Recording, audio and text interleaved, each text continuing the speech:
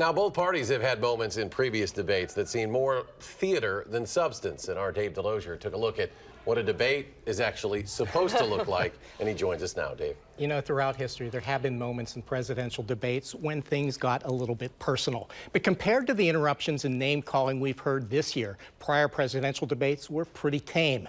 And if you ask people who study the art of debate where the personal attacks fit in, the answer is nowhere. In addition, prioritizing humanitarian aid. In a classroom at Memorial High School, they are debating what much of the world is the Syrian refugee crisis. Prioritizing the humanitarian needs of refugees. The words are actually very important. And if you listen, as Simon Konzolo of the Refugee Consortium of Kenya writes, you will hear a lot about the facts. The World Bank reports that the global and the research. We look to the London School of Economics. And the data to back it up. Robert Kuttner of the American Prospect explains that here there are rules, but clearly the goal is still to win the debate. It gets a little bit heated, but I think in general the tone of debate tends to be civil. I mean, first of all, this guy's a joke artist and this guy's a liar. Destroyed this economy.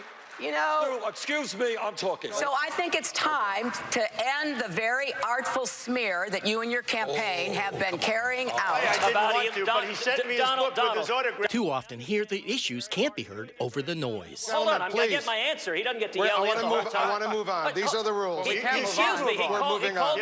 I don't think they're debates. I think they're publicity stunts. Here, it is about the issues. We would argue by focusing on humanitarian aid. And not this. He referred to my hands. If they're small, something else must be small. I guarantee you there's no problem. I guarantee it. I mean, when they're referencing appendages in an immature way, I think that it's very insulting to our country. prioritizing national interests. And when this debate team debates the merits of this. Don't worry about it, little Marco. I've paid less and less attention to the debates as they've gotten more and more ridiculous. We're doomed for most of them.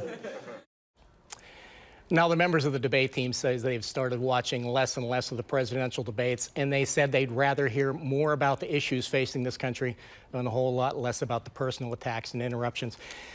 But Eric and Susan, I will tell you the one real positive to this was spending some time with those kids in that debate team, because they're our future and they're some really bright kids. I was easily the dumbest guy in the room whenever I was doing this stuff. And already more mature, those kids, than some of our presidential candidates. They have a lot figured out, and others don't, apparently. So. Good story. Very Impressive. interesting. Dave, thanks. Thank you, Dave.